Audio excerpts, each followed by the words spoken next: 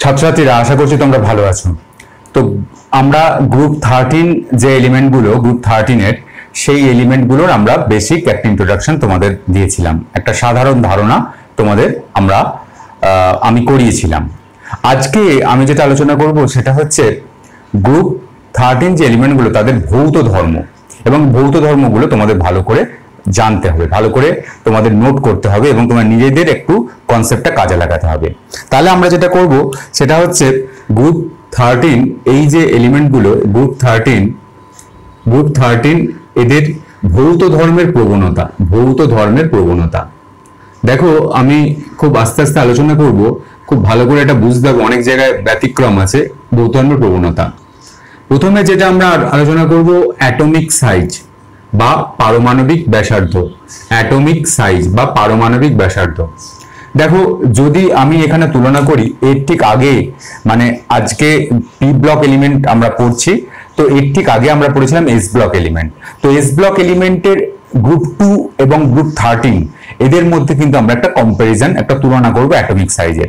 তো দেখো, গ্রুপ 2 এবং গ্রুপ 13, গ্রুপ 2 কারণ এদের ঠিক আগেই গ্রুপ 2 আছে, মানে গ্রুপ 13 এর ঠিক আগেই ডি ব্লক এলিমেন্ট গুলোকে যদি তুমি বাদ দাও তাহলে গ্রুপ 13 এর ঠিক আগেই কিন্তু গ্রুপ 2 এলিমেন্ট আছে। গ্রুপ 2 এবং গ্রুপ 13 এ যদি তুমি অ্যাটমিক সাইজের তুলনা করো তাহলে অবশ্যই কিন্তু গ্রুপ 13 অ্যাটমিক সাইজটা কিন্তু কম হবে, কারণ আমরা জানি পর্যায় সারণীতে বাঁ দিক থেকে ডান দিকে যত যাবে তত কিন্তু সাইজটা কম হয়।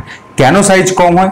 কারণ এফেক্টিভ নিউক্লিয়ার চার্জ বৃদ্ধি পায়। একটাই কথা, যে পর্যায় সারণীতে বাঁ দিক থেকে ডান দিকে গেলে এফেক্টিভ নিউক্লিয়ার চার্জ বৃদ্ধি পায়, এবং এফেক্টিভ নিউক্লিয়ার চার্জ যেহেতু বৃদ্ধি পায়, সুতরাং নিউক্লিয়াস এবং বাইরের কক্ষে ইলেকট্রনের উপর আকর্ষণ বলটা তীব্র হয়, এবং সেই কারণে পারমাণবিক ব্যাসার্ধ কমতে থাকে। এফেক্টিভ নিউক্লিয়ার চার্জ কেন বৃদ্ধি পায়? কারণ গ্রুপ 2 যে এলিমেন্টের যে ইলেকট্রন বিন্যাস, ধরো আমি গ্রুপ 2 আমি এখানে নিচ্ছি, গ্রুপ 2 আমি করসপন্ডিং আমি নিচ্ছি, দেখো বেরিলিয়াম, আর আমি গ্রুপ 13 এর নিচ্ছি বোরন। এটা হচ্ছে পরমাণু ক্রমাঙ্ক 4, এর পরমাণু ক্রমাঙ্ক 5, তাহলে কম্পারিজন ভালোই হবে। এবং এরা হচ্ছে পর্যায় নাম্বার 2 এর অন্তর্ভুক্ত। তাহলে বেরিলিয়ামের ইলেকট্রন বিন্যাস কি? 1s2 2s2, এর পরমাণু ক্রমাঙ্ক 4, আর বোরনের পরমাণু ক্রমাঙ্ক 5, তাহলে এর ইলেকট্রন বিন্যাস কি হবে? 1s2 2s2 2p1। দেখো, এক্ষেত্রে এটা হচ্ছে বাইরের কক্ষটা হচ্ছে 2, বাইরের কক্ষে ইলেকট্রন সংখ্যা কত? 2টো ইলেকট্রন। তাহলে বাইরের কক্ষে 2টো ইলেকট্রন, এক্ষেত্রে বাইরের কক্ষে ইলেকট্রন সংখ্যাটা কত? 2s2 2p1, মানে 2 হচ্ছে বাইরের কক্ষ, 2sটাও বাইরের 2pটাও বাইরের, মানে মূল কক্ষটা হচ্ছে 2। বাইরের কক্ষে 3টে ইলেকট্রন বর্তমান আছে, কিন্তু পর্যায়টা তো একই। তাহলে আমরা বলতে পারি এফেক্টিভ নিউক্লিয়ার চার্জ, নিউক্লিয়াসের মধ্যে যত ইলেকট্রন এখানে বাড়ছে, এখানে 2s2 1s2 2s2, এখানে 2p1, মানে আরেকটা ইলেকট্রন কিন্তু বাড়লো। ইলেকট্রন বাড়লো মানে প্রোটনও বাড়লো, প্রোটন বাড়লো মানে নিউক্লিয়াসের যে চার্জটা, সেই চার্জটা বাড়লো। এবং চার্জটা যেহেতু এখানে নতুন কোনো পর্যায়ে যুক্ত হচ্ছে না, মানে একই পর্যায়ে অন্তর্ভুক্ত যেহেতু এই এলিমেন্ট দুটো, সুতরাং এক্ষেত্রে কিন্তু এটাকে আমরা বলবো কার্যকরী নিউক্লিয় চার্জ, এফেক্টিভ নিউক্লিয়ার চার্জ বাঁ দিক থেকে ডান দিকে গেলে বৃদ্ধি পাচ্ছে, কারণ এক্ষেত্রে কোনো নতুন পর্যায়ে যুক্ত হচ্ছে না। একই পর্যায়ে আমরা তো ক্যালকুলেশন করছি, একই পর্যায়ে গণনা করছি, সুতরাং একই পর্যায়ে যখন প্রোটন সংখ্যাটা বাড়ছে তখন কিন্তু প্রোটন এবং ইলেকট্রনের মধ্যে আকর্ষণ বলটা তীব্র হচ্ছে, আর প্রোটন ইলেকট্রনের মধ্যে আকর্ষণ বল যখন তীব্র হচ্ছে তখন কিন্তু পারমাণবিক ব্যাসার্ধ হ্রাস পাচ্ছে। সুতরাং গ্রুপ 2 পারমাণবিক ব্যাসার্ধ অবশ্যই বেশি গ্রুপ 2 এলিমেন্টের গ্রুপ 13 এর তুলনায়। গ্রুপ 13 এর পারমাণবিক ব্যাসার্ধ কম due to effective nuclear charge. একটাই কথা, কার্যকরী নিউক্লিয়ার চার্জের জন্য effective nuclear charge, ENC, effective nuclear charge, কার্যকরী নিউক্লিয়ার চার্জ গ্রুপ 2 তুলনায় গ্রুপ 13 এ বেশি, এবং সেই কারণে এদের পারমাণবিক ব্যাসার্ধটা হ্রাস পায়। ক্লিয়ার? এবার দেখো, আমরা যদি উপর থেকে নিচে আসি, দেখো উপর থেকে যদি নিচে আসি, আমাদের এখানে গ্রুপ 13 এর মৌলগুলো কি আমি আরেকবার লিখে ফেলি। বোরন, অ্যালুমিনিয়াম, গ্যালিয়াম, ইন্ডিয়াম আর থ্যালিয়াম, এই 5টা মৌল নিয়ে আলোচনা করব। উপর থেকে নিচে আসলে আমরা একদম নিশ্চিতভাবে জানি, ক্লাস 10 থেকেই করে আসছি, উপর থেকে নিচে আসলে পারমাণবিক ব্যাসার্ধ বৃদ্ধি পায়। কেন বৃদ্ধি পায়? কারণ নতুন কক্ষপথ যুক্ত হয়, বলে পারমাণবিক ব্যাসার্ধ বাড়ে। তাহলে উপর থেকে নিচে আসলে পারমাণবিক ব্যাসার্ধ বাড়ে, তাহলে আমাদের সব থেকে ছোট কি হবে? ছোট হচ্ছে বোরন, তারপরে কি হবে? তারপরে হচ্ছে অ্যালুমিনিয়াম, তারপরে কি হবে? তারপরে হচ্ছে গ্যালিয়াম, তারপরে কি হবে? তারপরে হচ্ছে ইন্ডিয়াম, তারপরে কি হচ্ছে? তারপরে হচ্ছে থ্যালিয়াম। তো এইটাই হচ্ছে পারমাণবিক ব্যাসার্ধের ক্রম হবে। সুতরাং উপর থেকে নিচে আসলে কেন বাড়ছে বুঝতে পারছো? উপর থেকে নিচে আসলে নতুন নতুন কক্ষপথ যুক্ত হয়। বোরন থেকে অ্যালুমিনিয়ামে নতুন কক্ষপথ যুক্ত হয়েছে। বোরনের ইলেকট্রন বিন্যাস হচ্ছে বাইরের পক্ষে 2s2p1, কিন্তু অ্যালুমিনিয়ামের হচ্ছে 3s2p1। নতুন কক্ষপথ যখন যুক্ত হচ্ছে তখন তার পারমাণবিক ব্যাসার্ধ বাড়বে, একদম নিশ্চিত, কারণ আকারটা বড় হচ্ছে। সুতরাং এই পারমাণবিক ব্যাসার্ধে এই ক্রমটা হওয়া উচিত। একটা জায়গায় খালি ব্যতিক্রম আছে, সেই ব্যতিক্রমটা আমি তোমাকে বলছি। এই জায়গাটা এইটা নর্মালি হওয়া উচিত, কিন্তু ব্যতিক্রম একটা ফ্লিপিং এখানে আছে। সেই ফ্লিপিংটা হচ্ছে এইটা, এই গ্যালিয়ামটা অ্যালুমিনিয়ামের জায়গায় যাবে, অ্যালুমিনিয়ামটা গ্যালিয়ামের জায়গায় যাবে, এখানে ফ্লিপিংটা আছে। এবং অ্যালুমিনিয়ামের পারমাণবিক ব্যাসার্ধ হচ্ছে 143, অ্যালুমিনিয়ামের পারমাণবিক ব্যাসার্ধ হচ্ছে 143 পিকোমিটার, এটা পিকোমিটার, আর গ্যালিয়ামের 135 পিকোমিটার। তাহলে গ্যালিয়ামের পারমাণবিক ব্যাসার্ধ অ্যালুমিনিয়ামের থেকে কম, গ্যালিয়ামের পারমাণবিক ব্যাসার্ধ অ্যালুমিনিয়ামের থেকে কম। তাহলে সঠিক ক্রমটা আমি লিখি, তার কারণটা বলবো। তাহলে সঠিক ক্রমটা, পারমাণবিক ব্যাসার্ধের সঠিক ক্রমটা কি হবে? অ্যাটমিক সাইজ বা পারমাণবিক ব্যাসার্ধের সঠিক ক্রমটা হবে বোরন, তারপর গ্যালিয়াম আসবে, তারপর অ্যালুমিনিয়াম আসবে, তারপর বোরন, তারপর ইন্ডিয়াম আসবে, তারপর থ্যালিয়াম আসবে। তো দেখো এখানে গ্যালিয়াম আর অ্যালুমিনিয়ামের মধ্যে এই পার্থক্যটা হলো কেন? এই প্রশ্নটা এখানে কেন ব্যতিক্রমটা হলো? দেখো এইখানে অ্যালুমিনিয়ামের যখন আমি ইলেকট্রন বিন্যাস করছি, দেখো অ্যালুমিনিয়ামের যখন আমি ইলেকট্রন বিন্যাস করছি তখন আমি কি পাচ্ছি? নিয়ন 3s2 3p1, এই ইলেকট্রন বিন্যাসটা আমি পাচ্ছি অ্যালুমিনিয়াম যখন ইলেকট্রন বিন্যাস করছি। আর গ্যালিয়ামের যখন আমি ইলেকট্রন বিন্যাস করছি তখন কি পাচ্ছি? আর্গন 3d10 4s2 4p1, এটা পাচ্ছি। এবার দেখো এক্ষেত্রে, দেখো এখানে গ্যালিয়ামের ক্ষেত্রে এখানে 3d10 এই কক্ষকটা আছে 3d10, এবং ডি কক্ষকের আবরণী ক্ষমতা খুব কম। এবং আবরণী ক্ষমতা নিয়ে আমি তোমাদের বলেছি, আবরণী ক্ষমতা মানে এই ইলেকট্রনগুলো নিউক্লিয়াসের যে আকর্ষণ বলটাকে বাইরের কক্ষে যেতে দেবে না ভালোভাবে।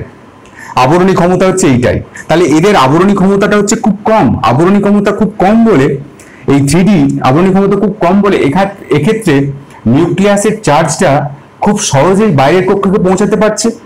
আর বাইরের কক্ষকে যেহেতু পৌঁছাতে পারছে, সুতরাং বাইরের কক্ষে যে ইলেকট্রনটা আছে সেই ইলেকট্রনটা বা ইলেকট্রনটাকে খুব বেশি পরিমাণে নিউক্লিয়াসটা আকর্ষণ করছে বলে পারমাণবিক ব্যাসার্ধটা কিন্তু ছোট হয়ে যাচ্ছে। সুতরাং এক্ষেত্রে 3D কক্ষকের উপস্থিতির জন্য 3D কক্ষকের আবরণী ক্ষমতা যেহেতু খুব কম, সুতরাং এক্ষেত্রে নিউক্লিয়াস এবং বাইরের কক্ষের ইলেকট্রনের উপর আকর্ষণ বলটা তীব্র হবে, এবং সেই কারণে পারমাণবিক ব্যাসার্ধটা কিন্তু কমে যাবে গ্যালিয়ামের ক্ষেত্রে। তাহলে গ্যালিয়ামের পারমাণবিক ব্যাসার্ধ কেন কমলো? Due to the presence of 3D, due to the presence of 3D কক্ষক, presence of 3D orbital, 3D কক্ষক। এবার তুমি একটু ব্যাখ্যাটা করবে, নিজে নিশ্চয়ই বুঝতে পারলে। 3D কক্ষকের আবরণী ক্ষমতাটা খুব কম, আবরণী ক্ষমতা খুব কম বলে নিউক্লিয়াস এবং বাইরের কক্ষে ইলেকট্রনের উপর আকর্ষণ বলটা বেশি, আর আকর্ষণ বল বেশি বলে ব্যাসার্ধটা ছোট হচ্ছে। এটাই হচ্ছে ক্রম।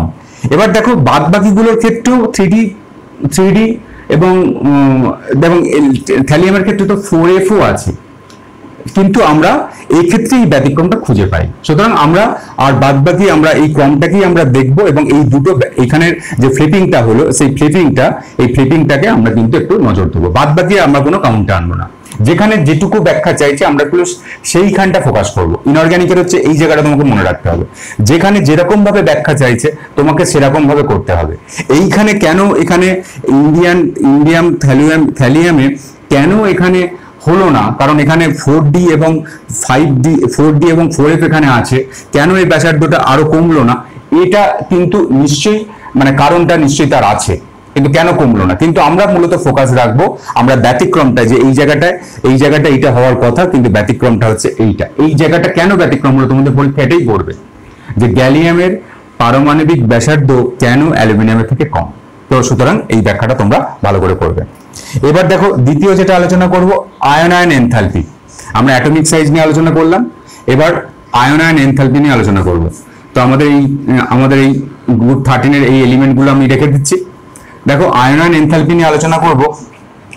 Ion enthalpy, ionisation energy, ionisation energy বা আয়ন এনথালপি একই কথা, আয়নাইজেশন এনার্জি।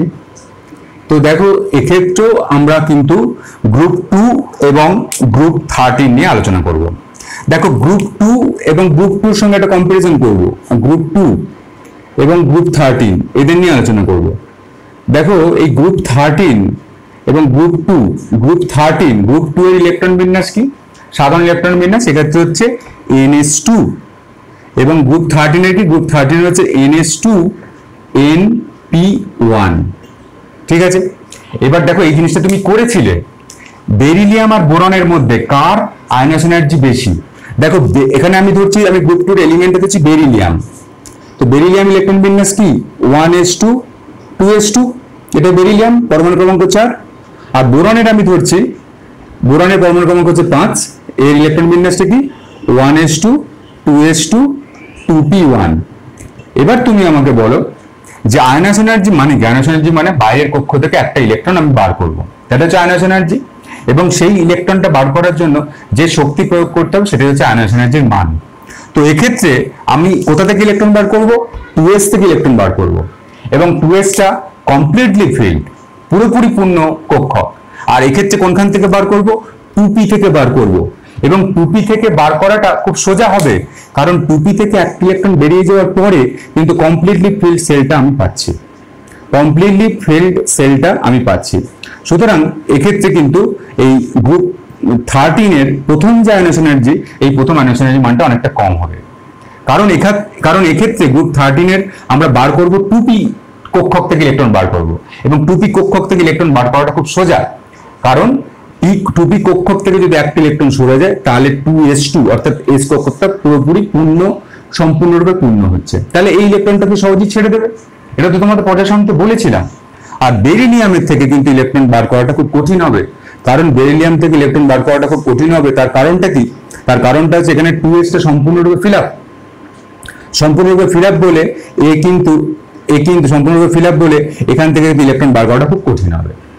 তাহলে গ্রুপ 2 এবং গ্রুপ 13 এর মধ্যে কার আয়নাইজেশন এনার্জি বেশি?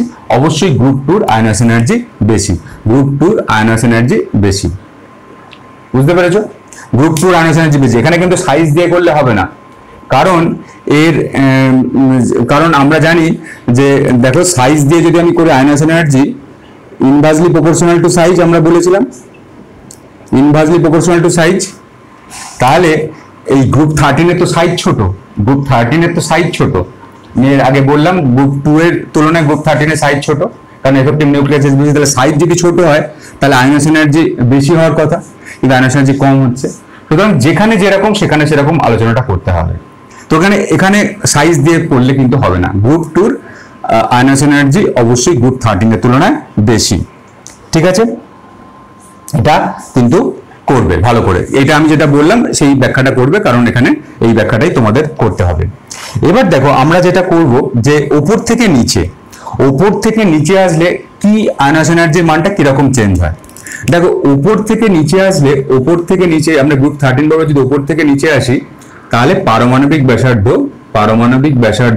বাড়ে, মানে মোটামুটি ভাবে বাড়ে, ব্যতিক্রম বাদ দিয়ে পারমাণবিক ব্যাসার্ধ বাড়বে, পারমাণবিক ব্যাসার্ধ বাড়ে। তো এটাই বাড়ে, ব্যতিক্রম আছে, পারমাণবিক ব্যাসার্ধ বাড়ে, আমি ধরে নিচ্ছি পারমাণবিক ব্যাসার্ধ বাড়ে। আর পারমাণবিক ব্যাসার্ধ বাড়ে যদি, তাহলে কি হবে? আমি বলেছি দেখো ionisation energy inversely proportional to size, তাহলে পারমাণবিক ব্যাসার্ধ বাড়ছে মানে আয়নাইজেশন এনার্জির মানটা কিন্তু কমছে। তাহলে উপর থেকে নিচে আসলে পারমাণবিক ব্যাসার্ধ বাড়ছে, তাহলে আয়নাইজেশন এনার্জি কি হবে? আয়নাইজেশন এনার্জি কমবে, এটাই হবে। উপর থেকে নিচে আসলে পারমাণবিক ব্যাসার্ধ বাড়ছে ইন জেনারেল, আমি ব্যতিক্রম বাদ দিয়ে বলছি। উপর থেকে নিচে পারমাণবিক ব্যাসার্ধ বাড়ে, পারমাণবিক ব্যাসার্ধ বাড়লে আয়নাইজেশন এনার্জির মানটা কমবে, কারণ আয়নাইজেশন এনার্জি সাইজের ব্যস্তানুপাতিক। ঠিক আছে, এবার দেখো আয়নাইজেশন এনার্জি কমবে মানে তাহলে সব থেকে বেশি আয়নাইজেশন এনার্জি কার হবে? সব থেকে বেশি আয়নাইজেশন এনার্জি হবে বোরনের। ঠিক আছে, তারপরে কি? তারপরে হবে অ্যালুমিনিয়ামের, তারপরে হবে গ্যালিয়ামের, তারপরে হবে ইন্ডিয়ামের, তারপরে হবে আয়নাইজেশন এনার্জি মানটা সব থেকে কম হবে থ্যালিয়ামের। ওকে, তাহলে এইটাই তো ইন জেনারেল হওয়ার কথা, খুব ভালো করে বোঝো। এখানে কিন্তু অনেক ব্যতিক্রম আছে। পারমাণবিক ব্যাসার্ধ বাড়ছে উপর থেকে নিচে আসলে, পারমাণবিক ব্যাসার্ধ যদি বাড়ে তাহলে আয়নায়ন এনার্জির মানটা কমবে, কারণ আয়নায়ন এনার্জির মানটা হচ্ছে সাইজের ব্যস্তানুপাতিক। তাহলে সাইজ যত বাড়ছে আয়নায়ন এনার্জির মানটা তত কমবে। তাহলে থ্যালিয়ামের সাইজ সব থেকে বড়, আয়নায়ন এনার্জির মানটা সব থেকে কম, স্বাভাবিক। তাহলে এইটাই হচ্ছে ক্রম হওয়া উচিত। এবার দেখো ফ্লিপিং গুলো একটু খেয়াল করো, মানে ব্যতিক্রম গুলো খেয়াল রাখো। তো এইটা হওয়া উচিত, কিন্তু সাধারণ অর্থে এইটা হওয়া উচিত, কিন্তু এইটা হবে না। প্রথমত যেটা হবে, দেখো প্রথমত যেটা হবে, আমি এর আগে বলেছি যে অ্যালুমিনিয়াম আর গ্যালিয়ামের মধ্যে, অ্যালুমিনিয়াম এবং গ্যালিয়ামের মধ্যে সাইজের পার্থক্য আছে, মানে সাইজটা কার ছোট, কার বেশি, কার কম। গ্যালিয়ামের পারমাণবিক ব্যাসার্ধ হচ্ছে 135। আমি বলেছি গ্যালিয়ামের পারমাণবিক ব্যাসার্ধ অ্যালুমিনিয়ামের পারমাণবিক ব্যাসার্ধের তুলনায় কম। তাহলে গ্যালিয়ামের পারমাণবিক ব্যাসার্ধ যদি অ্যালুমিনিয়ামের পারমাণবিক ব্যাসার্ধের তুলনায় কম হয় গ্যালিয়ামের, তাহলে গ্যালিয়ামের এটা হচ্ছে পারমাণবিক ব্যাসার্ধের ক্রম, পারমাণবিক ব্যাসার্ধের ক্রম, পারমাণবিক ব্যাসার্ধ হচ্ছে এইটা। তাহলে পারমাণবিক ব্যাসার্ধ, তাহলে আয়নায়ন এনার্জি এই দুটোর মধ্যে কার বেশি হবে? যার পারমাণবিক ব্যাসার্ধ কম তার আয়নায়ন এনার্জি বেশি, যার পারমাণবিক ব্যাসার্ধ কম তার আয়নায়ন এনার্জি বেশি। তাহলে আয়নায়ন এনার্জি কার বেশি হবে? আয়নায়ন এনার্জি গ্যালিয়ামের অবশ্যই বেশি হবে এবং অ্যালুমিনিয়ামের থেকে। পারমাণবিক ব্যাসার্ধের ক্রম হচ্ছে গ্যালিয়ামের, আমি আগেরটা টপিকে বললাম গ্যালিয়ামের পারমাণবিক ব্যাসার্ধ কম অ্যালুমিনিয়ামের থেকে। তাহলে আয়নায়ন এনার্জি কার বেশি? আয়নায়ন এনার্জি গ্যালিয়ামের বেশি অ্যালুমিনিয়ামের থেকে। তাহলে আমাদের কিন্তু এখানে যেটা হবে সেটা হচ্ছে, দেখো এই বোরন এবং তারপরে যেটা আসবে সেটা হচ্ছে গ্যালিয়ামের এই গ্যালিয়াম আর অ্যালুমিনিয়ামের মধ্যে এই তফাৎটা হচ্ছে, গ্যালিয়াম আর অ্যালুমিনিয়ামের মধ্যে এই তফাৎটা হলো, গ্যালিয়াম আর অ্যালুমিনিয়ামের মধ্যে তফাৎ হলো, আর এইদিকে ইন্ডিয়াম এবং থ্যালিয়ামের মধ্যে এইটা রয়ে গেল। তাহলে এই জায়গাটা প্রথম আমি ব্যতিক্রমটা এখান থেকে প্রথমে ব্যতিক্রমটা এখানে লিখলাম। খালি এখানেই শেষ হবে না, আরো ব্যতিক্রম আছে। দেখো এবার আমি চলে আসছি এই থ্যালিয়ামের ক্ষেত্রে। থ্যালিয়ামের ইলেকট্রন বিন্যাস তুমি কি করেছিলে? থ্যালিয়ামের ইলেকট্রন বিন্যাস করেছিলে তুমি একটু মিলিয়ে দেখো। জেনন করেছিলে, xenon 4f14 6 5d10 6s2 6p1, এটা করেছিলে না থ্যালিয়ামের ইলেকট্রন বিন্যাস? তো এটাই করেছিলে।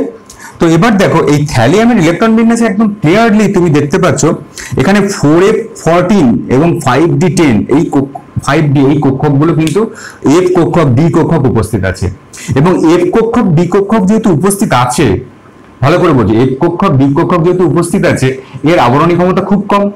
আর আবরণী ক্ষমতা যদি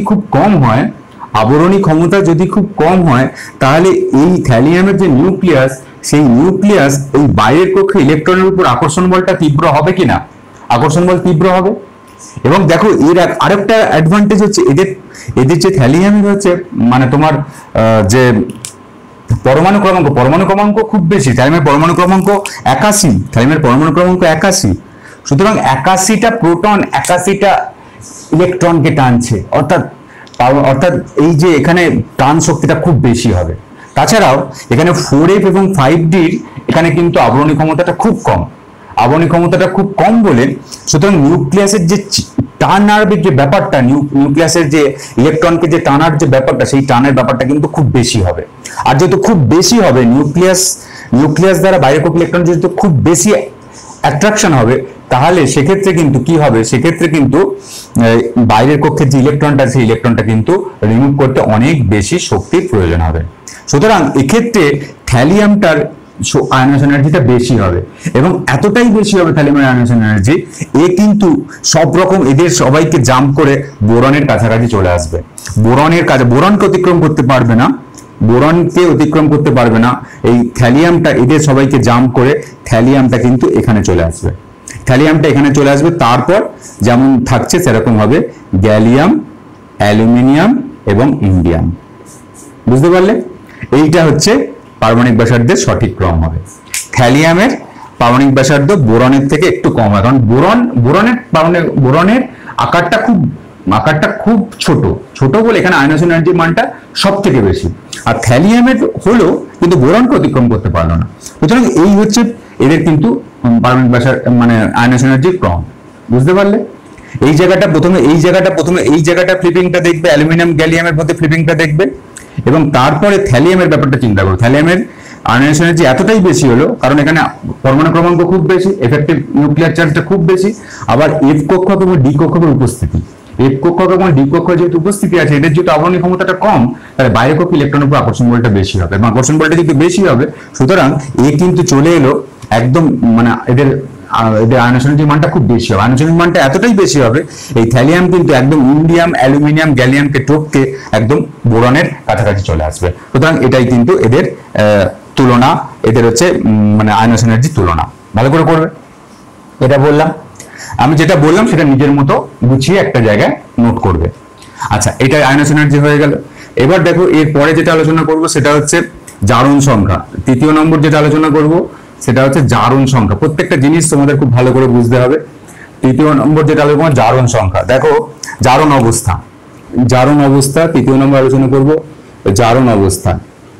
তো দেখো এই জারণ অবস্থা যখন আমি আলোচনা করব, তো এদের যে বাইরের কক্ষে ইলেকট্রন বিন্যাস থেকে বাইরের কক্ষে ইলেকট্রন বিন্যাস হচ্ছে NH2 NP1। এটা আমি আগের লেকচারে দেখিয়েছিলাম। NH2 NP1 হচ্ছে বাইরের কক্ষে ইলেকট্রন বিন্যাস। তাই NH2 NP1 যদি বাইরের কক্ষে ইলেকট্রন বিন্যাস হয়, তাহলে এই বাইরের কক্ষ থেকে 3টি ইলেকট্রন বেরিয়ে যেতে পারবে, এবং 3টি ইলেকট্রন যেহেতু বেরিয়ে যেতে পারবে, সুতরাং এদের সাধারণ জারণ অবস্থা হওয়া উচিত +3। কারণ এখানে 3টি ইলেকট্রন বেরিয়ে যাবে, তো 3টি ইলেকট্রন বেরিয়ে গেলে তবে তো নিশ্চয়ই গ্যাস ইলেকট্রন বিন্যাস পাবে। তাহলে এদের সাধারণ জারণ অবস্থায় 3টি ইলেকট্রন বেরিয়ে যেতে পারবে, সুতরাং সাধারণ জারণ অবস্থা হওয়া উচিত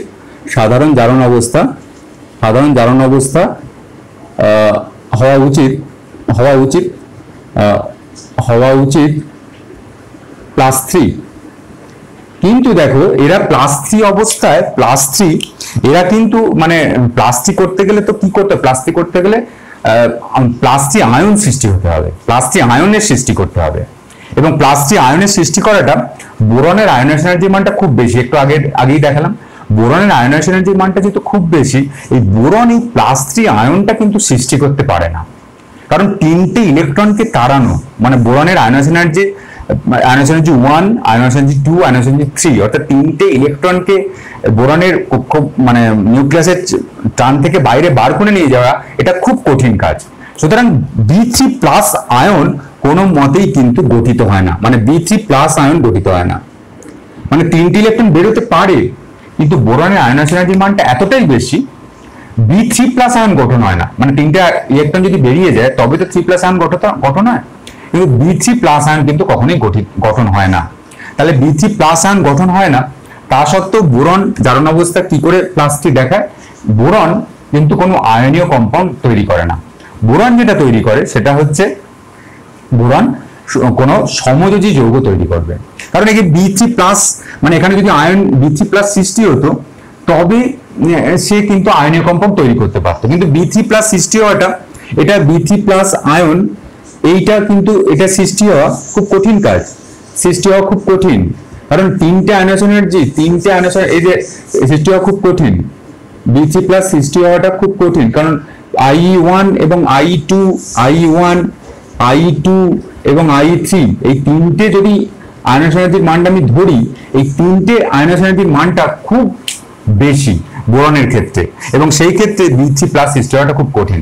সেই জন্য বোরন সর্বদা সমযোজী বন্ধন গঠন করবে, বোরন আয়নীয় বন্ধন গঠন করবে না, বোরন সর্বদা সমযোজী বন্ধন গঠন করে, এই কথাটা খেয়াল রাখবে।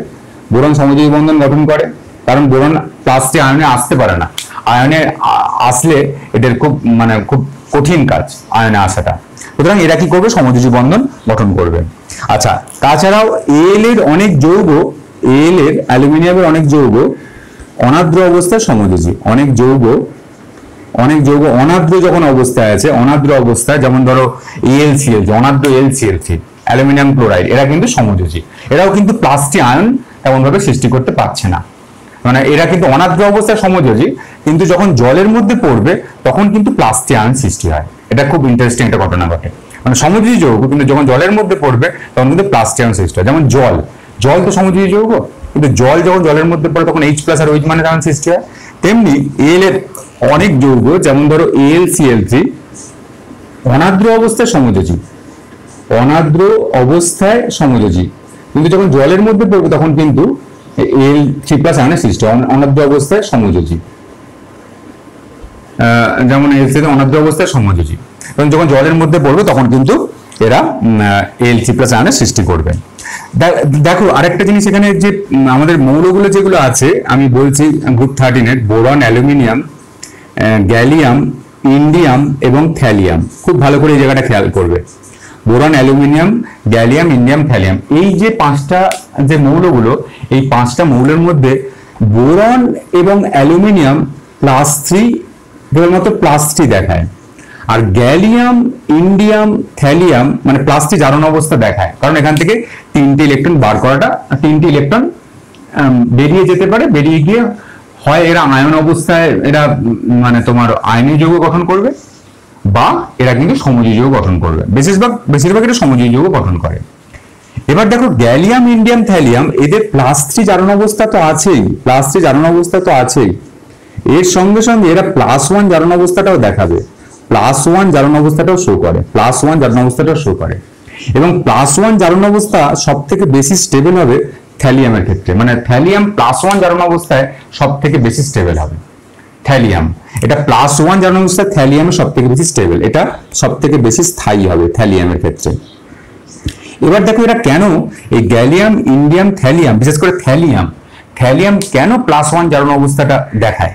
+3টা দেখায় সেটা ন্যাচারাল, +3 দেখাবে নর্মাল, কারণ এটা NH2NP1 আছে, 3টে ইলেকট্রন, আইদার এরা সমযোজী বন্ধন গঠন করবে, নাহলে আয়নীয় বন্ধন গঠন করবে, এবং এদের +3 যোজ্যতা দেখাবে, শো করবে, জারণ অবস্থা শো করবে।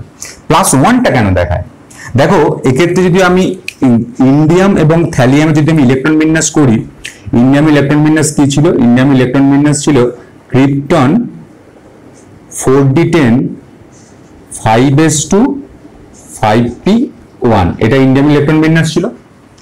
আর থ্যালিয়ামের কি ছিল? থ্যালিয়ামের জেনন 5d10, আচ্ছা 4f14 5d10, এটা তোমরা আগের চ্যাপ্টারে আগের লেকচারে করেছিলে, 5d10 6s2 6p1। খুব ভালো করে দেখো, আমি খুঁজতে চাইছি, আমি কোন প্রশ্নের উত্তর খুঁজতে চাই, আমি খুঁজতে চাইছি এরা কেন +1 জারণ অবস্থা শো করবে। ইন্ডিয়াম, থ্যালিয়াম, গ্যালিয়ামটাও করবে, কিন্তু থ্যালিয়াম আর ইন্ডিয়ামটা, বিশেষ করে থ্যালিয়ামটা +1 জারণ অবস্থাটা খুব ভালো করে শো করবে। কেন? দেখো এক্ষেত্রে ইলেকট্রন বিন্যাসের উপর সবটা লুকিয়ে আছে। দেখো এই থ্যালিয়ামের ক্ষেত্রে আমি আছি, কারণ থ্যালিয়ামটি +1 জারণ অবস্থাটা খুব ভালো শো করে, তো সেই কারণে আমি বলছি দেখো এই কেন শো করে। কারণ এক্ষেত্রে এই থ্যালিয়াম ইলেকট্রন বিন্যাসে আমি দেখছি 4f14 এই ইলেকট্রন বিন্যাসটা আছে, 4f14 আছে, মানে এখানে F কক্ষক আছে, আর F কক্ষকের আবরণী ক্ষমতাটা খুব কম, আবরণী ক্ষমতাটা খুব কম বলে নিউক্লিয়াস এবং বাইরের কক্ষের ইলেকট্রনের উপর আকর্ষণ বলটা কি হবে? বেশি হবে।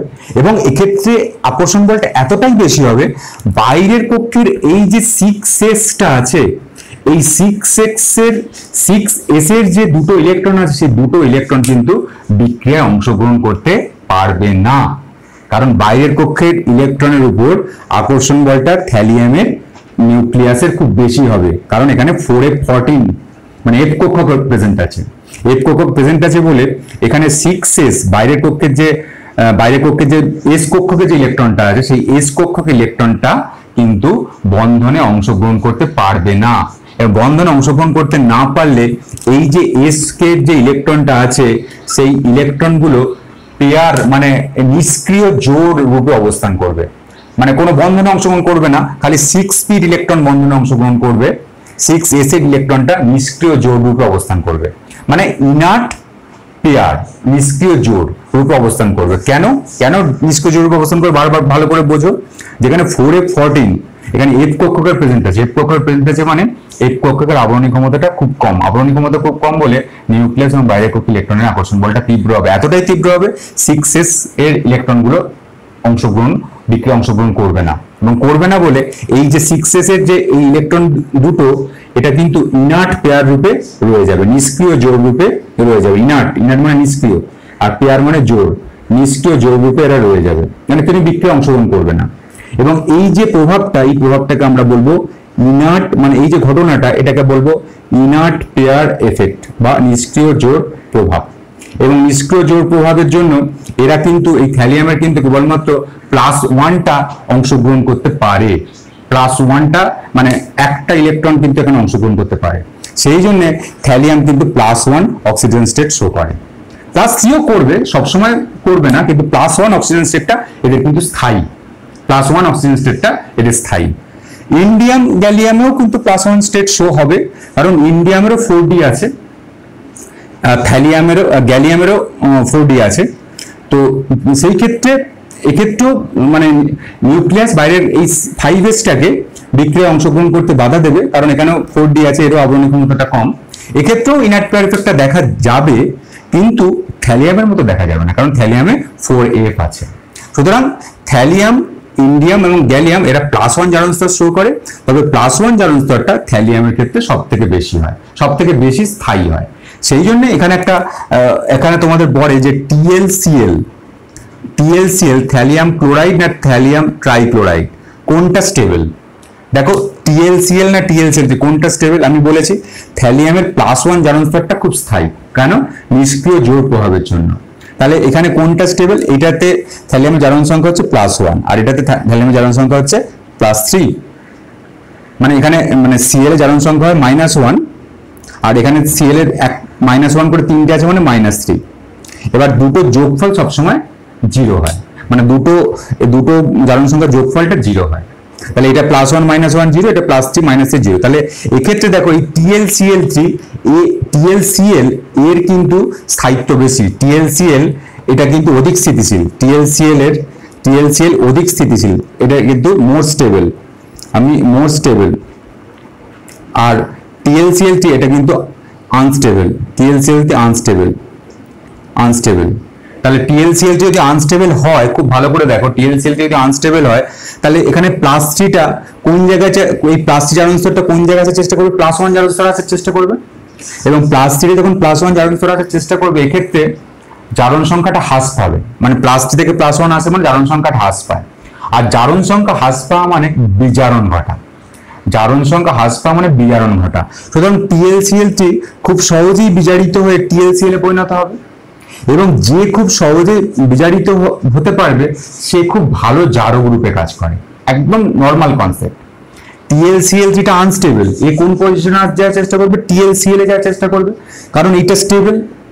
তাহলে এখানে নিজের জারণ সংখ্যাটা TLCl নিজের জারণ সংখ্যাটা কমছে, +3 থেকে +1 আসছে, আর +3 থেকে +1 যখন জারণ সংখ্যাটা কমছে তখন এটাকে আমরা বলবো, জারণ সংখ্যা যখন কমে তখন বিজারণ হয়, আর জারণ সংখ্যা যখন বাড়ে তখন জারণ হয়।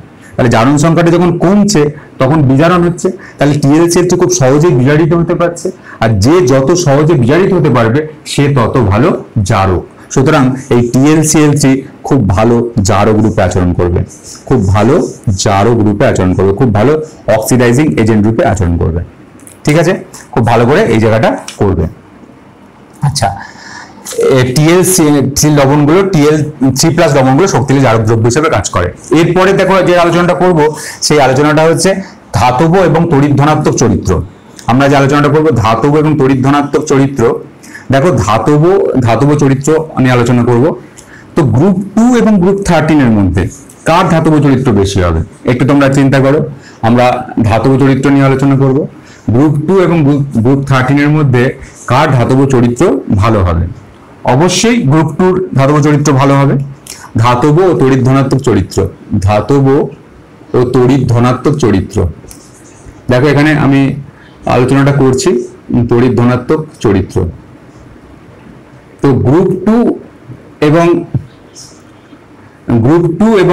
গ্রুপ 13 এর মধ্যে কার ধাতব চরিত্র বেশি? অবশ্যই গ্রুপ 2 এর ধাতব চরিত্র বেশি। গ্রুপ 2 এর ধাতব চরিত্র বেশি আমরা বলতে পারি যে গ্রুপ 2 তো ক্ষারীয় মৃত্তিকা ধাতু, আর বাঁ দিক থেকে ডান দিকে পরিচালনা করতে গেলে অধাতু ধর্ম বাড়ে, তো তাহলে অবশ্যই গ্রুপ 2 এর ধাতব চরিত্র বেশি। গ্রুপ 2 এর ধাতব চরিত্র গ্রুপ 13 এর তুলনায় বেশি। গ্রুপ 2 এর ধাতব চরিত্র গ্রুপ 13 এর তুলনায় বেশি। গ্রুপ 13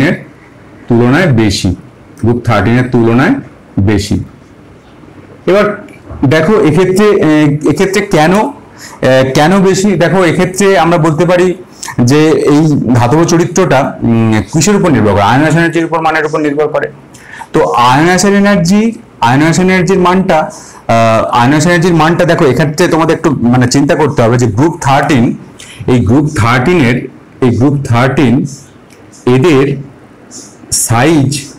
এদের সাইজটা হচ্ছে ছোট, এবং M3+ আয়ন যে গঠন করবে, M3+ আয়ন মানে এখানে গ্রুপ 13 এর যে এলিমেন্টগুলো আছে সেই এলিমেন্টগুলোকে আমি M বলছি। এখানে যে M3+ আয়ন গ্রুপ 13 এর ক্ষেত্রে হবে, সেক্ষেত্রে আমাকে কি করতে হবে? দেখো এক্ষেত্রে 3টে ইলেকট্রন বার করতে হবে, মানে 3টে আয়নাইজেশন এনার্জির যোগফল নিতে হবে। M3I1 plus I2 plus I3, এই 3টে আয়নাইজেশন এনার্জি যোগ করলে আমি কিন্তু M3+ আয়নটা পাবো। মানে এই ক্ষেত্রে M3+ যে যত সহজে ইলেকট্রন ত্যাগ করতে পারবে তার ধাতব চরিত্র তত বেশি। তাহলে এক্ষেত্রে আমি M3+ আয়নটা সৃষ্টি করতে গেলে আমার 3টে আয়নাইজেশন এনার্জি যোগফল করতে হবে। কিন্তু তুমি যদি এখানে গ্রুপ 2 তে দেখো, গ্রুপ 2 এ কিন্তু সাইজে যদি বড় হয়, তাছাড়াও এখানে দেখো এখানে M2+ আয়ন সৃষ্টি করতে হয়, কারণ গ্রুপ 2 এর ক্ষেত্রে M2+ আয়ন সৃষ্টি, গ্রুপ 2 এর যে এলিমেন্ট গুলো সেগুলোকে আমি M ধরছি এখানে, এবং M2+ আয়ন সৃষ্টি হওয়াটা খুব সোজা, কারণ M2+ আয়ন সৃষ্টি করতে গেলে আমাকে কি করতে হবে? দুটো আয়নাইজেশন এনার্জি যোগফল করতে হবে, I1 আর I2। তাহলে তুমি দেখো M2+ আয়ন সৃষ্টি হওয়া সোজা না M3+ আয়ন সৃষ্টি হওয়া সোজা? কোনটা? এখানে দুটো ইলেকট্রন বার করতে হবে I1 আর I2, এবং এখানে 3টে ইলেকট্রন বার করতে হবে I1 I2 I3। তাহলে কোনটা সোজা?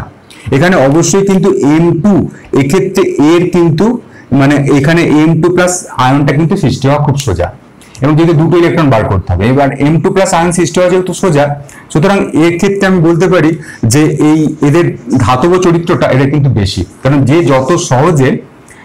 যত সহজে প্লাস ক্যাটায়নে আসতে পারবে তার ধাতব চরিত্র তত বেশি হয়, যত সহজে ক্যাটায়নে আসতে পারবে তার ধাতব চরিত্র বেশি হয়। এবং এখানে আয়নাইজেশন এনার্জির মানটাও এফেক্টিভ, যেখানে আয়নাইজেশন এনার্জি 3টে আয়নাইজেশন এনার্জির যোগফলটা দুটো আয়নাইজেশন এনার্জির যোগফলের থেকে কিন্তু বেশি হচ্ছে। সুতরাং এক্ষেত্রে আমরা দেখতে পাচ্ছি যে গ্রুপ 2 এর যে ধাতব চরিত্র, যে মেটালিক ক্যারেক্টার, সেই মেটালিক ক্যারেক্টারটা কিন্তু বেশি, কারণ এখানে খুব সহজেই M2+ আয়নটা ফর্মেশন হচ্ছে। ভালো করে করবে এটা। এবার যদি আমি গ্রুপ 13 এ যদি মৌলগুলো তুলনা করি, বোরন, অ্যালুমিনিয়াম, গ্যালিয়াম, ইন্ডিয়াম এবং থ্যালিয়াম, এদের যদি আমি তুলনা করি, বোরন, অ্যালুমিনিয়াম, গ্যালিয়াম, ইন্ডিয়াম এবং থ্যালিয়াম, এদের মধ্যে যদি আমি ধাতব তড়িৎ-ধনাত্মক চরিত্রে আমি যদি তুলনা করি, তাহলে দেখো বোরনের আকারটা খুব ছোট, বোরনের আকার খুবই ছোট বোরনের আকার, এবং বোরনের আকার যেহেতু খুব ছোট, এবং এদের ক্ষেত্রে এই I1, I2 এবং I3 এর মানটা, বোরনের ক্ষেত্রে I3 এর মানটা মানে এখান থেকে I3 পেয়ে তো আমি B3+ আয়নটা পাবো, এর মানটা কিন্তু ভেরি হাই, খুব হাই, ভেরি হাই, খুব বেশি কিন্তু হাই। সুতরাং এক্ষেত্রে B3+ আয়ন সৃষ্টি হওয়াটা খুব কঠিন, আর B3+ আয়ন সৃষ্টি হওয়াটা যেহেতু কঠিন, ক্যাটায়ন সৃষ্টি হওয়া যেহেতু কঠিন, সুতরাং এর ধাতব ধর্ম সব থেকে কম। বিশেষ করে আমি আগেও বলেছি, বোরন এই গ্রুপ যে 13 এর মধ্যে একমাত্র অধাতু হচ্ছে বোরন। সুতরাং যেহেতু বোরনের B3+ সৃষ্টি হওয়াটা খুব কঠিন, সুতরাং এক্ষেত্রে বোরন কিন্তু এই গ্রুপ 13 এর মধ্যে একমাত্র অধাতু বা নন মেটাল রূপে কাজ করবে, যে যত সহজে ক্যাটায়ন উৎপন্ন করতে পারে তার ধাতব ধর্মটা তত বেশি হয়। এবার দেখো অ্যালুমিনিয়াম হচ্ছে এই গ্রুপের সব থেকে ভালো মানে মেটালিক ক্যারেক্টার কিন্তু শো করবে, কারণ আমরা জানি অ্যালুমিনিয়াম মেটালিক ক্যারেক্টার শো করে বা ধাতব ধর্ম শো করে, কারণ এক্ষেত্রে অ্যালুমিনিয়ামের I1, I2 এবং I3 এর মানটা মানে I3 এখানে যে Lc+টা পাওয়া যাবে, এটা তুলনামূলকভাবে রিলেটিভলি লো। সুতরাং এক্ষেত্রে L3+ আয়নটা খুব সহজেই কিন্তু সৃষ্টি হতে পারবে, এবং সৃষ্টি হতে পারে বলে অ্যালুমিনিয়ামের কিন্তু এই গ্রুপের সব থেকে ভালো ধাতু, এই গ্রুপের ধাতব ধর্ম সব থেকে ভালো কার হবে? ধাতব ধর্ম সব থেকে ভালো হবে অ্যালুমিনিয়ামের, সব থেকে ভালো ধাতব ক্যারেক্টার হবে অ্যালুমিনিয়ামের। আর গ্যালিয়াম, ইন্ডিয়াম, থ্যালিয়াম এদের ক্ষেত্রে কিন্তু এদের তড়িৎ ধনাত্মক চরিত্র ক্রমশ কমতে থাকবে। কারণ গ্যালিয়াম, ইন্ডিয়াম, থ্যালিয়ামে তড়িৎ ধনাত্মক চরিত্র মানে তোমার ইলেকট্রো পজিটিভিটি বা ক্যাটায়ন উৎপন্ন করার প্রবণতা, এদের ক্ষেত্রে কিন্তু গ্যালিয়াম, ইন্ডিয়াম, থ্যালিয়ামের অংশ কমতে থাকবে। কারণ কি? কারণ দেখো এক্ষেত্রে যদি ইলেকট্রন বিন্যাস করো, এক্ষেত্রে দেখবে 3D কক্ষক আছে, এক্ষেত্রে 4D আছে, ইন্ডিয়ামের ক্ষেত্রে আর থ্যালিয়ামের ক্ষেত্রে 4F এবং 5D আছে। এবং এদের তো আবরণী ক্ষমতা খুব কম। আবরণী ক্ষমতা খুব কম হলে নিউক্লিয়াসের বাইরে কক্ষে ইলেকট্রনের উপর আকর্ষণ বলটা তীব্র হবে, এবং যদি তীব্র হয় তাহলে ইলেকট্রন ত্যাগ করার প্রবণতা অর্থাৎ ক্যাটায়ন রূপে আসার প্রবণতাটা কম হবে। সুতরাং এদের ক্ষেত্রে এরা মানে অ্যালুমিনিয়াম সব থেকে ভালো ধাতু, তারপর কিন্তু এদের ধাতব ধর্মটা কমতে থাকবে, ধাতব ধর্ম কমতে থাকবে। কারণ তোমরা এখানে যেটা তুলনা করবে সেটা হচ্ছে ক্যাটায়নে পরিণত হওয়ার প্রবণতা। ক্যাটায়নে পরিণত হওয়ার প্রবণতা এদের ক্ষেত্রে কিন্তু কম হবে, ধাতব ধর্ম কমতে থাকবে। আমি বলেছিলাম যে গ্রুপ 13 এর একটু ব্যতিক্রম আছে, ধাতব ধর্ম কমতে থাকবে। যেখানে যেমন সেখানে তেমন, তুমি কিন্তু অন্য কিছু মানে চিন্তা করবে না। যেখানে যেমন ব্যাখ্যা, ইনঅর্গ্যানিকের এই কনসেপ্টটা তোমাকে খেয়াল রাখতে হবে। জজমিন দেশে যাতে চায়, মানে যেখানে যেমন ব্যাখ্যা চায় সেরকম ব্যাখ্যা কিন্তু তোমাকে করতে হবে। তো এখানে ব্যাখ্যাটা হচ্ছে এই রকম। তোমাকে যেটা প্রশ্ন করবে, তোমাকে এরকম কম কিছু বলতে বলবে না, তোমাকে বলতে হবে যে বোরন আর অ্যালুমিনিয়ামের মধ্যে কে ভালো ধাতু, কে ভালো অধাতু। এইটা তোমাদের ব্যাখ্যাটা দিয়ে দেবে। তোমাকে একটা স্টেটমেন্ট লিখে দেবে, সেই স্টেটমেন্টটাকে তোমাকে প্রমাণ করতে হবে। এইটা তোমাকে কোনোদিন বলবে না যে এরকম ক্রমটা, এরকম এদের ক্রমটা লেখো, এরকম বলবে না। স্টেটমেন্টটা বলে দেবে যে গ্যালিয়াম বা অ্যালুমিনিয়ামের মধ্যে আকার এর ছোট, এর বড়, এটা বলে দেবে। বলে দিয়ে তোমাকে প্রমাণটা করতে হবে। সুতরাং এইটা ভালো করে করবে। এবার দেখো আমরা যেটা করব এটা হচ্ছে ঘনত্ব। আমরা পরে যেটা করব সেটা হচ্ছে ইলেকট্রন ডেনসিটি, ঘনত্ব। আমরা যদি গ্রুপ 2 এবং গ্রুপ 13 এর করি তাহলে কার ঘনত্ব বেশি আর কার ঘনত্ব কম? দেখো গ্রুপ 13 এর যে মৌলগুলো সেগুলোর ঘনত্ব বেশি হবে, কারণ সাইজে ছোট। ঘনত্ব যদি খুঁজি গ্রুপ 2 এবং গ্রুপ 13 এদের মধ্যে যদি আমি ঘনত্ব খুঁজি, তো কার ঘনত্ব বেশি কার ঘনত্ব কম? গ্রুপ 2 এর ঘনত্ব গ্রুপ 13 এর ঘনত্ব কিন্তু বেশি হবে। কারণ গ্রুপ 13 এর ঘনত্ব বেশি হবে কেন? কারণ ঘনত্ব বেশি হবে কারণ এটা সাইজটা ছোট। সাইজ যদি ছোট হয় তাহলে ঘনত্ব বেশি। তাহলে গ্রুপ 13 এর ঘনত্ব কিন্তু গ্রুপ 2 এর তুলনায় বেশি। আর উপর থেকে নিচে নামতে গেলে, উপর থেকে তুমি যদি নিচে আসো, বোরন, অ্যালুমিনিয়াম, গ্যালিয়াম, ইন্ডিয়াম এবং থ্যালিয়াম, উপর থেকে যত তুমি নিচে আসো তত কিন্তু ঘনত্ব ডেনসিটি বাড়বে, কোনো ব্যতিক্রম নেই, ঘনত্ব বাড়বে। কারণ B = m/v, এটা তো আমরা জানি। আমরা যে ফ্যাক্টরটাকে আমি কাজে দেবো সেটা হচ্ছে m ফ্যাক্টরটাকে আমি কাজ দেবো, m ফ্যাক্টরটাকে আমি ধরবো। যেহেতু উপর থেকে নিচে আসতে মাস বাড়ছে, মাস তো বাড়বেই, কারণ উপর থেকে নিচে আসলে ভর সংখ্যাটা বৃদ্ধি পাচ্ছে, আর ভর সংখ্যা বৃদ্ধি পাচ্ছে মানে মাস বাড়ছে। সুতরাং আমি মাস ফ্যাক্টরটাকে কাজে লাগাবো, আর মাস বাড়লে ডেনসিটি বাড়বে। সুতরাং উপর থেকে নিচে আসলে ঘনত্ব বাড়বে, কোনো ব্যতিক্রম নেই। গলনাঙ্ক, স্ফুটনাঙ্ক, এর পরের যেটা আলোচনা করবো গলনাঙ্ক, স্ফুটনাঙ্ক। দেখো এর পরের আলোচনাটা হবে গলনাঙ্ক, স্ফুটনাঙ্ক। তো বোরনের এই যে গলনাঙ্ক স্ফুটনাঙ্কের মধ্যে দুটো জিনিস, এখানে কোনো ক্রম নেই গলনাঙ্ক স্ফুটনাঙ্কের। তো কয়েকটা জিনিস মনে রাখতে হবে যে বোরনের যে স্ট্রাকচার গলনাঙ্ক স্ফুটনাঙ্কতে আমাদের এটা মানাতে হবে। বোরনের গলনাঙ্ক খুব বেশি, বোরনের গলনাঙ্কটা খুব বেশি, কারণ বোরন একটা বৃহদাকার আইকোসাহেড্রন স্ট্রাকচার এর আছে। বৃহদাকার আইকোসাহেড্রন স্ট্রাকচার মানে খুব বড় একটা পলিমারিক স্ট্রাকচার এর আছে বোরনের। বোরন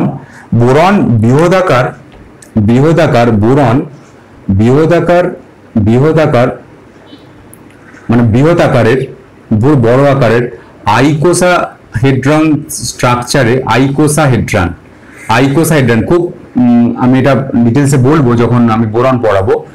এখন খালি এইটা জিনিসটা একটু মুখস্থ করো। আইকোসাহেড্রন স্ট্রাকচার এটা একটা খুব বড় একটা স্ট্রাকচার। আইকোসাহেড্রন পলিমারিক স্ট্রাকচারে বিন্যস্ত থাকে, পলিমারিক গঠনে, আইকোসাহেড্রন পলিমারিক গঠনে বিন্যস্ত থাকে। এবং এই জন্যে এর বোরনের বিন্যস্ত থাকে, এই কারণে এর গলনাঙ্কটা খুব বেশি হয়। তাই গলনাঙ্কটা খুব বেশি হয়, মানে আণবিক ভর বাড়ছে, তো আণবিক ভর যদি বাড়ে তাহলে গলনাঙ্ক ভ্যান্ডাল ফোর্স অফ অ্যাট্রাকশন বাড়ছে, তাই গলনাঙ্ক বেশি হয়, তাহলে দেখো বোরনের একটা বৃহদাকার আইকোসা হেড্রন পলিমারিক গঠনে বিন্যস্ত থাকে, এই গলনাঙ্ক কিন্তু বেশি হয়, মানে এটা একটা বৃহদাকার গঠন, আমি বোরন যখন পড়াবো তখন বলবো। এবং এদের মধ্যে যেহেতু আণবিক ভরটা বাড়ছে এবং অণুগুলোর মধ্যে পরস্পর অ্যাট্রাকশন ফোর্সটা খুব বেশি, সুতরাং এক্ষেত্রে এদের কিন্তু গলনাঙ্কটা বেশি হবে, অর্থাৎ এখানে কিন্তু অণুর যে কেলাসটাকে যে ভাঙতে এখানে তোমাকে বেশি শক্তি প্রয়োগ করতে হবে, সুতরাং বোরনের কিন্তু গলনাঙ্ক স্ফুটনাঙ্কটা খুব বেশি হয়, এই কথাটা তোমাদের খেয়াল রাখতে হবে। আচ্ছা, এরপরও আরেকটা জিনিস তোমাদের এখানে মনে রাখতে হবে যে গ্যালিয়াম Ga2 অনুরূপে থাকে, এবং গ্যালিয়ামের সব থেকে ইন্টারেস্টিং ফ্যাক্টর হচ্ছে গ্যালিয়ামের গলনাঙ্ক অনেক কম। গ্যালিয়ামের গলনাঙ্ক এই ফ্যাক্টরটা তোমরা নোট করবে, গ্যালিয়ামের গলনাঙ্ক 30 ডিগ্রি সেলসিয়াসের কাছাকাছি, অর্থাৎ 303 কেলভিন। গ্যালিয়ামের গলনাঙ্ক হচ্ছে 30 ডিগ্রি সেলসিয়াস বা 303 কেলভিন। আর গ্যালিয়ামের স্ফুটনাঙ্ক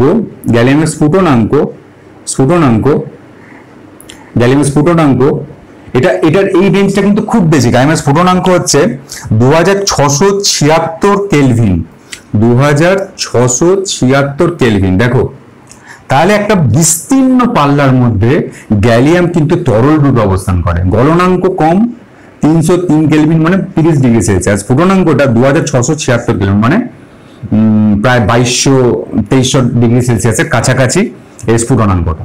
তাহলে একটা বিস্তীর্ণ পাল্লার মধ্যে কিন্তু তরল রূপে অবস্থান করে, আর বিস্তীর্ণ পাল্লার মধ্যে যেহেতু তরল রূপে অবস্থান করে, সুতরাং আমরা এটাকে এই মানে ধর্মটাকে কাজে লাগিয়ে আমরা উচ্চ তাপমাত্রা পরিমাপের জন্য গ্যালিয়ামের মানে এই ধর্মটাকে কাজে লাগিয়ে গ্যালিয়ামের উচ্চ তাপমাত্রা পরিমাপের জন্য মানে 1000 ডিগ্রি সেলসিয়াস যখন 1000 ডিগ্রি সেলসিয়াসের উপরে যখন তাপমাত্রাটা হবে তখন তা পরিমাপের জন্য কিন্তু আমরা গ্যালিয়ামটা থার্মোমিটারে ব্যবহার করে থাকি।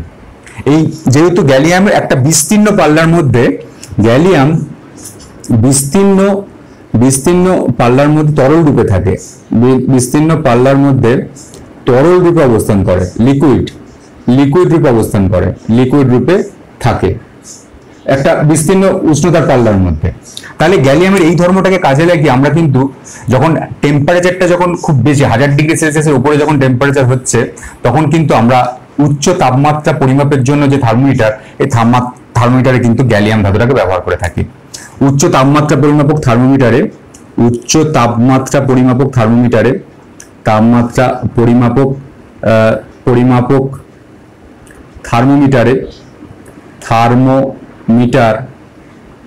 থার্মোমিটারে আমরা গ্যালিয়াম ব্যবহার করে থাকি, গ্যালিয়াম ব্যবহৃত হয়।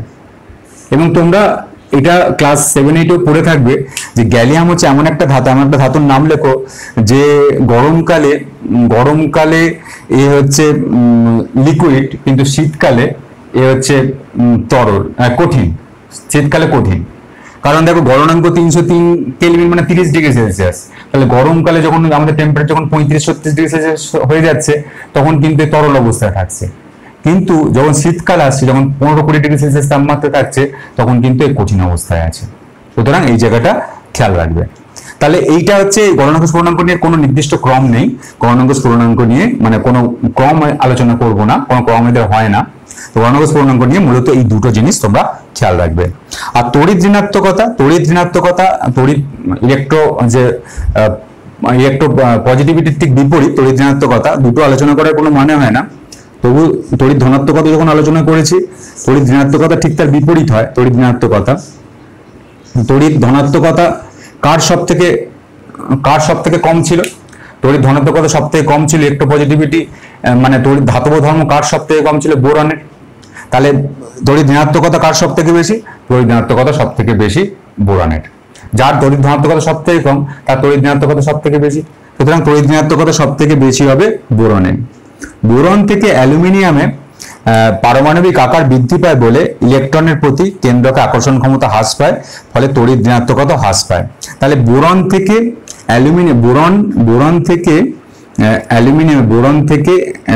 দেখো এদের যে ক্রমটা হবে সেটা হচ্ছে এটা তড়িৎ ঋণাত্মকতার ক্রমটা উপর থেকে নিচে। বোরনের পরে বোরনের পরে হওয়া উচিত অ্যালুমিনিয়াম, তারপর গ্যালিয়াম, তারপর ইন্ডিয়াম, তারপর থ্যালিয়াম, এটা হওয়া উচিত। কিন্তু এখানে ব্যতিক্রম আছে যে দেখো তড়িৎ ঋণাত্মকতা মানে অধাতব ধর্ম, তো এই অ্যালুমিনিয়াম তো ধাতু, অ্যালুমিনিয়াম ধাতু মানে তড়িৎ ধনাত্মকতা চরিত্রটা ভালো হবে, অ্যালুমিনিয়ামের তড়িৎ ঋণাত্মকতাটা সব থেকে কম হবে। এইটা হওয়া উচিত, মানে এটা হওয়া উচিত যে ওপর থেকে নিচের দিকে আসলে যেহেতু যেহেতু সাইজ বাড়ছে তাহলে কিন্তু তড়িৎ ঋণাত্মকতাটা কিন্তু কমবে, সেটাই কিন্তু হওয়া উচিত, এটাই কম হওয়া উচিত, কিন্তু এটা হবে না। এই কমটা যেটা হবে এক্ষেত্রে এই থ্যালিয়ামটা আবার কিন্তু লিডিং পজিশনে চলে আসবে, কারণ থ্যালিয়ামের ওই এফ কক্ষের উপস্থিতি বলে বাইরের কক্ষে যে ইলেকট্রনটা প্রবেশ করতে চাইছে সেই ইলেকট্রনটাকে নিউক্লিয়াস খুব বেশি পরিমাণে আকর্ষণ করবে, কারণ এখানে এফ কক্ষটা আছে মানে এদের আবরণী ক্ষমতাটা কম, তাহলে খুব বেশি পরিমাণে ইলেকট্রনটাকে আকর্ষণ করবে যে ইলেকট্রনটাকে বাইরের কক্ষে আছে, ইলেকট্রন জোড়টাকে। তাহলে এক্ষেত্রে থ্যালিয়ামের কিন্তু ইলেকট্রোনেগেটিভিটিটা বেশি হবে, এবং থ্যালিয়ামের ইলেকট্রোনেগেটিভিটিটা এতটাই বেশি হবে এ কিন্তু বোরনের পরে চলে আসবে, বোরন তারপর থ্যালিয়াম, বোরন তারপর থ্যালিয়াম, তারপর আসবে ইন্ডিয়াম, তারপর আসবে গ্যালিয়াম এবং তারপর আসবে অ্যালুমিনিয়াম। ক্রম মনে রাখার এর ক্ষেত্রে কোনো প্রয়োজন নেই, এক্ষেত্রে তেমন কোনো ইন্টারেস্টিং কোনো ফ্যাক্টর নেই, শুধুমাত্র এই বোরনের তড়িৎ ঋণাত্মকতা বেশি, এটা তো স্বাভাবিক, কারণ বোরনের অধাতব ধর্ম বেশি, এই গ্রুপের সব থেকে ভালো অধাতু হচ্ছে বোরন, এবং যারা অধাতু তাদের তড়িৎ ঋণাত্মকতা বেশি, সুতরাং বোরনের তড়িৎ ঋণাত্মকতা বেশি। আর এই গ্রুপের সব থেকে ভালো ধাতু হচ্ছে অ্যালুমিনিয়াম, সুতরাং অ্যালুমিনিয়ামের তড়িৎ ঋণাত্মকতা কম হবে, সেটাই স্বাভাবিক। যারা ধাতু তাদের তড়িৎ ধনাত্মক ধর্ম আছে, তাহলে অ্যালুমিনিয়ামের তড়িৎ ঋণাত্মকতা সব থেকে কম হবে, এটা স্বাভাবিক। আর থ্যালিয়ামের কেন বেশি হলো তড়িৎ ঋণাত্মকতা, কারণ থ্যালিয়ামের এফ কক্ষের উপস্থিতির জন্য এ কিন্তু খুব সহজেই বাইরের কক্ষের ইলেকট্রন জোড়টাকে খুব সহজেই কারণ আকর্ষণ করতে পারে, এবং সেই জন্য তড়িৎ ঋণাত্মকতাটা বেশি হয়েছে। থ্যালিয়াম, তারপর ইন্ডিয়াম, তারপর গ্যালিয়াম। বুঝতে পারলে কোনো ক্রম মনে রাখার দরকার নেই, এই কটা কথা আমরা করলাম। তো এইভাবেই আমরা আজকে গ্রুপ 13-এর যে ভৌত ধর্ম খুব ডিটেলস আলোচনা করেছি, তোমরা ভালোভাবে করবে। আমি যেটা বললাম সেইটাই একটু, বইয়ের ভাষাগুলো হয়তো তোমরা তেমনভাবে বুঝতে পারবে না, আমি যেটা বললাম যে কথাগুলো বলেছি সেগুলো একটু নতুন ভাবে তোমরা খাতায় একটু লিখে নেবে, এবং তার সঙ্গে সঙ্গে যে প্রশ্নগুলো পরিচ্ছদ সংক্রান্ত যে প্রশ্নগুলো আছে সেই প্রশ্নগুলো তোমরা ভালো করে কমপ্লিট করবে, এবং তাহলেই তোমার ইনঅর্গানিক কেমিস্ট্রি খুব ভালো হবে। আজকে এই পর্যন্ত, এরপর নতুন ভিডিও নিয়ে তোমাদের কাছে আসি, প্রথমে তোমরা এটা ভালো করে প্র্যাকটিস করো। যদি কোনো অসুবিধা হয় তাহলে কমেন্টে জানিও, চ্যানেল সাবস্ক্রাইব করা না থাকলে চ্যানেল সাবস্ক্রাইব করবে, আর ভিডিও ভালো লাগলে ভিডিওটাকে লাইক দেবে, আর চ্যানেলটাকে সবার কাছে শেয়ার করবে। ধন্যবাদ, তোমরা ভালো থেকো।